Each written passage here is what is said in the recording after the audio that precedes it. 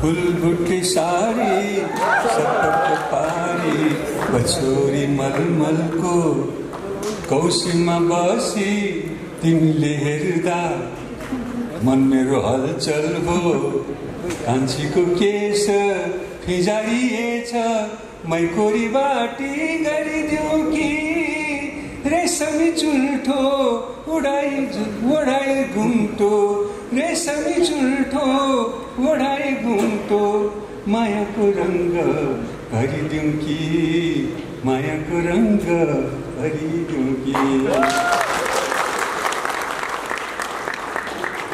सबै दाजुभाइ दिदीबहिनीहरूलाई सबै नेपालीहरूलाई मायाको रङ भरिदिन चाहन्छु म। रवि लामिछानेलाई धेरै धेरै बधाई छ भाइले नयाँ सुरुवात गर्नुभएको छ। ग्यालेक्सी टेलिभिजनको लागि ग्यालेक्सी च्यानलको लागि शुभकामना दिन चाहन्छु, बधाई दिन चाहन्छु। रवि लामिछानेको विषयमा खासै भन्नुपर्ने कुरा केही पनि छैन, सबैलाई थाहा छ। अब भनेर खालि सबै खेलफाल मात्र हो, खास भन्ने कुरा केही पनि छैन। उहाँले जर्नलिजममा लागेर जर्नलिस्ट भएर प्र्याक्टिकली एक्स्ट्रा काम के गर्नुभयो भने अरूले हामीले खालि जे छ जस्तो त्यो भनिदियो, समाचारमा भनिदियो। उहाँले चाहिँ ल कारवाही सिद्ध गर्ने मान्छे तानेर ल्याएर उसले कारवाही गर्न पनि लाग्यो। जसलाई दुःख भएको छ उसलाई आवाज बोल्दै मात्रै होइन छिनपान गरेर गरिदिनु भयो, एक्स्ट्रा काम गर्नुभएको छ। त्यसको लागि रवि लामिछाने छुट्टै नाम भएको छ देशमा। यो कामलाई निरन्तरता दिनु होला, अरू खासै भन्ने केही छैन। हामी चाहिँ अर्को हामी काम रोकेर आएको कि काम रोकेर सुटिङ भइरहेको छ, त्यो रोकेर यो एकदम बिहान चाहिँ यहाँ बनाएको आएछ। म छोटो मात्र बोल्छु, फेरि चाहिँ भएछ। फेरि सबैलाई नमस्कार, सबैलाई धेरै धेरै माया दिन चाहन्छु। धन्यवाद।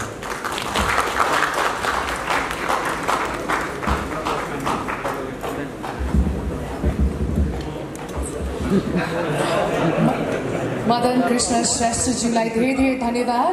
र मदनजी भइसकेपछि हामीले हरिजीलाई बिर्सिने त कुरै हुँदैन। The amazing Duo, is a writer, comedian, actor himself. उहाँले निकै नै ठुलो योगदान पुर्याउनु भएको छ हाम्रो यो एन्टरटेनमेन्ट इन्डस्ट्रीमा। So thank you so much for being here.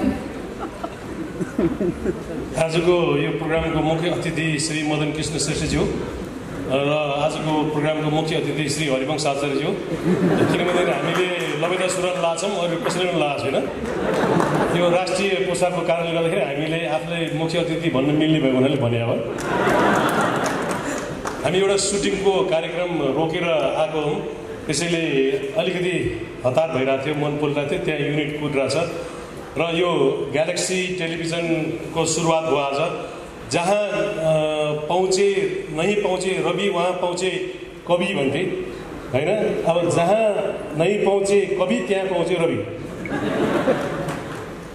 रविले आफ्नो एउटा भिन्दै आफ्नो रवि बनाइसक्नु भएको छ र रवि भनेको सूर्य हो। सूर्य जहाँ पनि पुग्छ, उज्यालो देखाउनलाई रवि जहाँ पनि पुग्छ र रविसँग जोडिएको यो ग्यालेक्सी टेलिभिजनले पनि सूर्य जहाँ जहाँ पुग्छ त्यतै पुग्न सक्छ जस्तो मलाई लागिरहेको छ। र नेपालको आकाशमा अनगिन्ती टेलिभिजनका च्यानलहरू छन्, तर इन्डस्ट्री पटक्कै बढेको छैन। विज्ञापन बाँडचुँडी खानु परिरहेछ।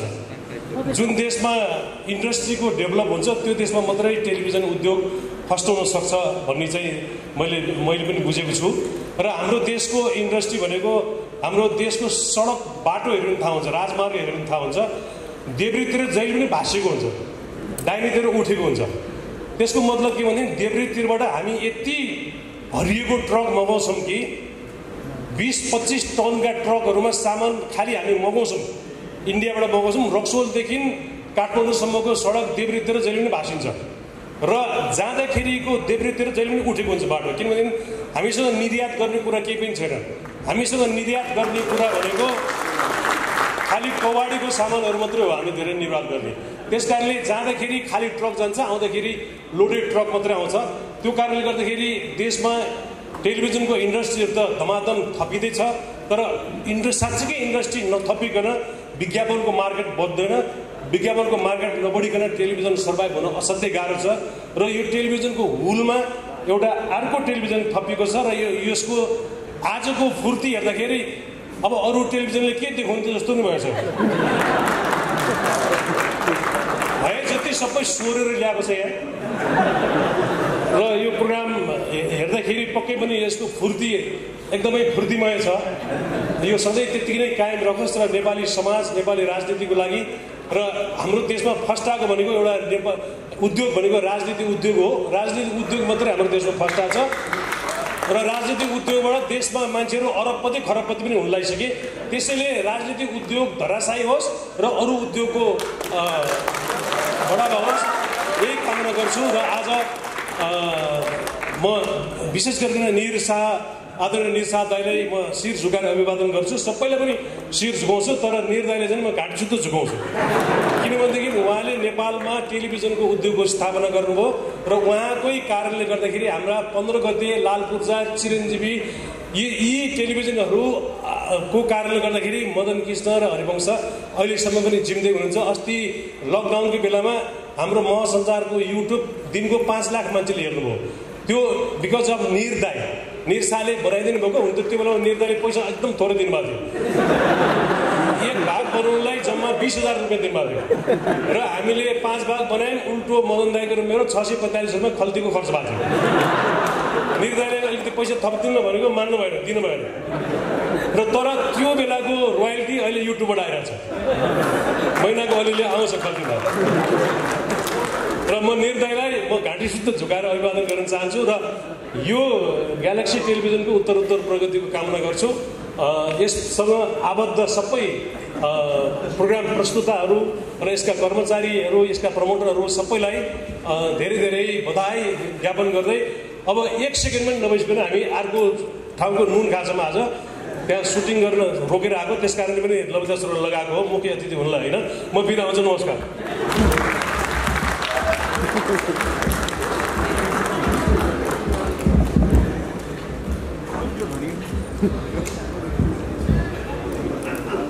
हरिवंश आचार्यज्यू र मदन कृष्ण श्रेष्ठज्यू दुवैलाई धेरै धेरै धन्यवाद आज व्यस्तताको बावजुद पनि यस कार्यक्रममा आइदिनु भएकोमा thank you so much Hari सरले भन्नुभए जस्तै अब हाम्रो अर्को अतिथिलाई निम्त्याउन चाहन्छु is the Pioneer of the Nepali television industry उहाँले जग बलियो बनाइदिनु भएकै कारणले अहिले हामीले अझै एडभेन्चरस ग्यालेक्सी 4K जस्तो एडभेन्चरस जर्नीको सुरुवात गर्न सकिरहेका छौँ is the Pioneer like I said of Nepalese television industry a well renowned actor someone with multiple hats let's welcome the one and only Mr. Nir Shah.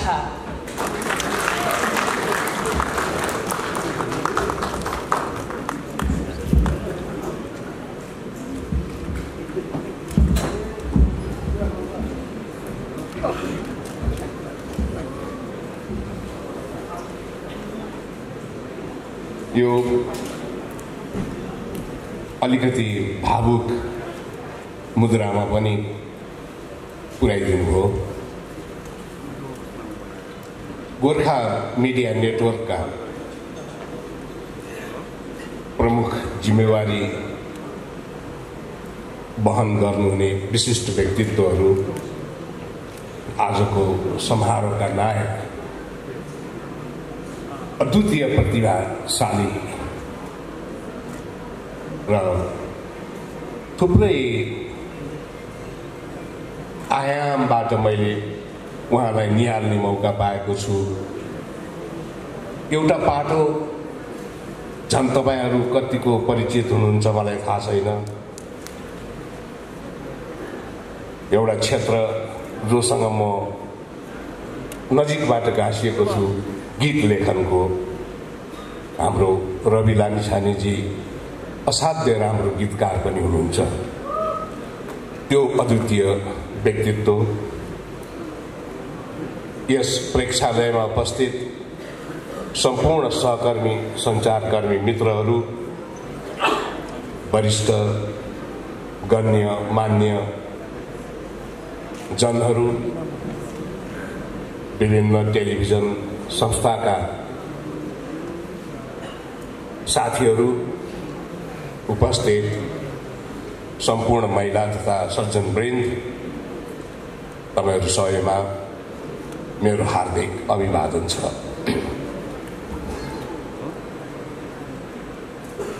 दुईटा कुरोको खोजीले मानिसको जीवनमा उसको विगतलाई गहिरोसँग समाजको मस्तिष्कमा चाहिँ स्थापित गर्दो रहेछ भन्ने एउटा अनुभव हामीसँग छ।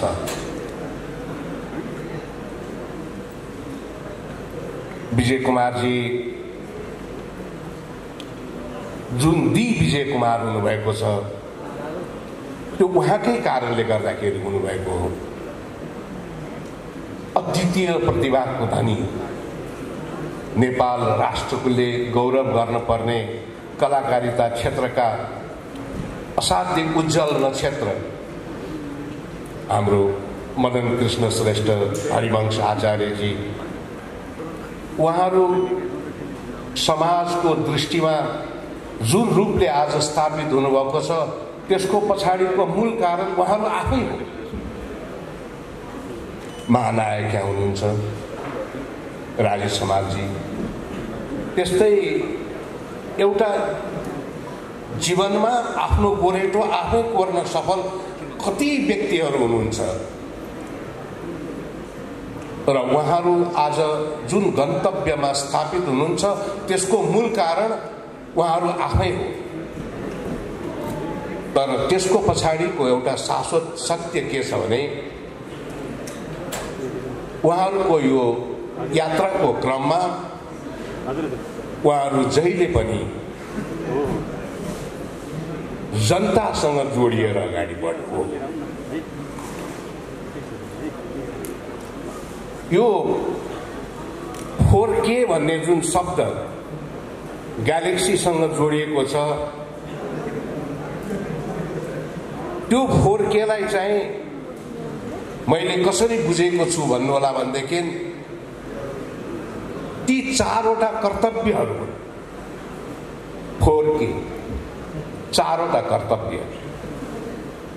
एउटा, म जनताको भाषा बोल्दछु। दोस्रो,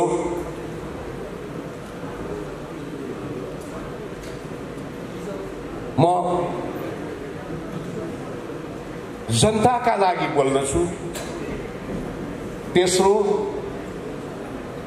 म जनताको पीडामा रुन्छु र चौथो, म जनताको खुसीमा रमाउँछु। यो चारवटा केलाई आफ्नो मूल कर्मको आधारशिला बनाउन सक्नुभयो भनेदेखि ग्यालेक्सी टिभीको यात्रा अरू थुप्रै सञ्चार माध्यमका यात्राहरूभन्दा भिन्न हुन सक्छ। एउटा कुरा यहाँहरूलाई अभिव्यक्त गर्दा मलाई एक किसिमको खुसी पनि अनुभूत हुन्छ कि आजको जस्तो समारोह नेपाल टेलिभिजनको इतिहासमा मैले साक्षात्कार गर्न पाउला भनेर कहिले पनि सोचेको थिएन। टेलिभिजन कर्ममा लाग्न लागेका मानिसहरूलाई बेग्लै दृष्टिकोणले हेर्ने समयलाई पार गरेर हामी आएका हौं। जति बेला नेपाल टेलिभिजनको स्थापना गर्नतिर हामी लागेका थियौं, हामीसँग कोही पनि थिएन। 32 जना असाध्य प्रतिबद्ध मानिसहरू थिए जो बिना पारिश्रमिक काम गर्थे। तर जब नेपाली दर्शकले त्यो चार कुने भाँडो भित्रबाट कसैले नेपाली बोलेको सुन्यो, त्यस भित्रबाट जब उनीहरूले नेपाली गीत संगीत सुने र उसले बुझ्ने भाषामा कसैले केही कुरा भनिरहेको, विश्लेषण गरिरहेको देखे, सुने, त्यसलाई आफ्नो भन्ठाने, त्यसले एक प्रकारको स्वामित्व प्राप्त गर्यो र त्यसरी नेपाल टेलिभिजन नजानिएको ढङ्गबाट जनतासँग नजिक हुन पुग्यो। त्यही नजिकको सम्बन्ध, जनतासँगको नजिकको सम्बन्ध नै नेपाल टेलिभिजनको सबैभन्दा बलियो हतियार बन्न सक्यो आफूलाई स्थापित गर्ने क्रममा। त्यसलाई कसैले पनि डगमगाउन, त्यसलाई कसैले पनि नाश गर्न, त्यसको कसैले पनि बिगार गर्न सकेन। किनभनेदेखि उसँग जनताको स्वामित्व पनि थियो, जनताको भावना पनि थियो। त्यसमाथि क्यापिटलाइज भएर नेपाल टेलिभिजनले आफ्नो यात्रा तय गरेको हो। अब मिडिया हिस्ट्रीकै कुरा गर्दा पनि रवि लामिछाने आज एउटा ब्रान्ड भएको छ। ऊ एउटा व्यक्ति मात्र भएको छैन, ऊ एउटा ब्रान्ड भएको छ। त्यो ब्रान्ड हुनुको पछाडि त्यही जनताको शक्तिले काम गरेको छ। किनभने उसले जनताको भाषा बोलेको छ, जनताका लागि बोलेको छ।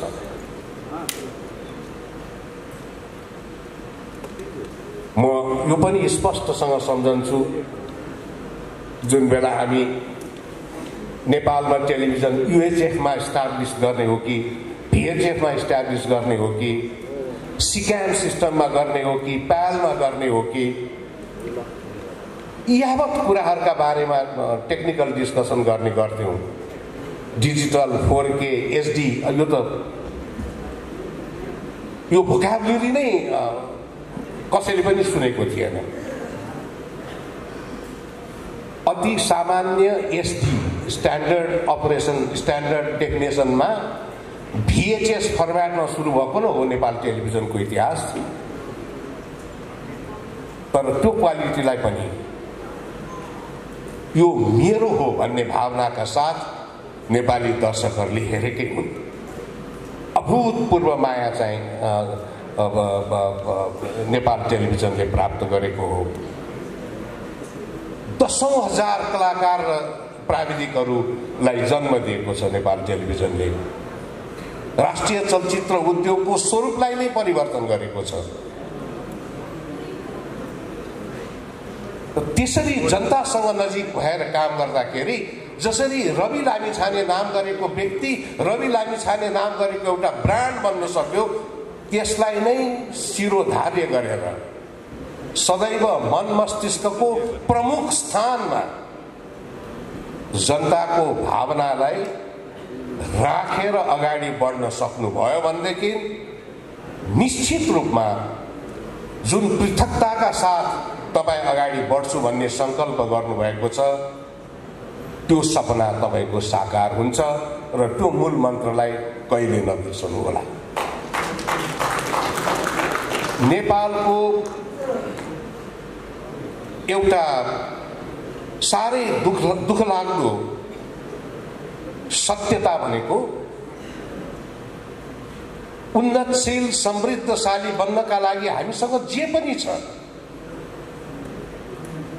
तर जस्तो हुन पर्ने हो त्यस्तो चाहिँ छैन। नेपालमा टेलिभिजनको इतिहास पनि त्यही नै हो। प्रशस्त मात्रामा टेलिभिजनहरू छन्, प्रशस्त मात्रामा टेलिभिजन कर्मीहरू छन्, प्रशस्त मात्रामा टेलिभिजन कर्मलाई अगाडि बढाउन खोज्ने काँध र हातहरू पनि छन्। तापनि टेलिभिजन जस्तो हुनुपर्ने हो त्यस्तो चाहिँ आजका दिनसम्म पनि हुन सकेको छैन। किनभनेदेखि यो मुलुकका धेरै महत्त्वपूर्ण कुराहरू जति आवश्यक छन् ती छन्, तर जस्तो हुनुपर्ने हो त्यस्तो चाहिँ छैन। तसर्थ साँच्चीकै टेलिभिजनको मूल मर्मलाई, जुन उद्देश्य प्राप्तिका लागि यो आम संसारको मानव सभ्यताको इतिहासमा जन्म भएको हुनुपर्दछ,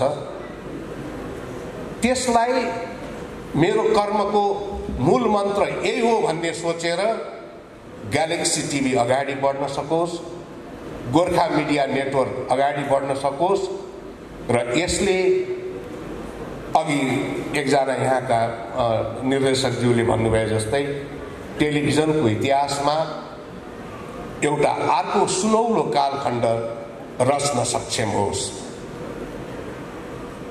नेपालका हर चीजलाई, नेपालका हर उत्पादनलाई र विशेषतः नेपालको राष्ट्रिय चलचित्र उद्योग र राष्ट्रिय टेलिभिजन उद्योगलाई असाध्य माया गर्ने एउटा नेपाली नागरिकको हैसियतले तपाईहरूको यो यात्रा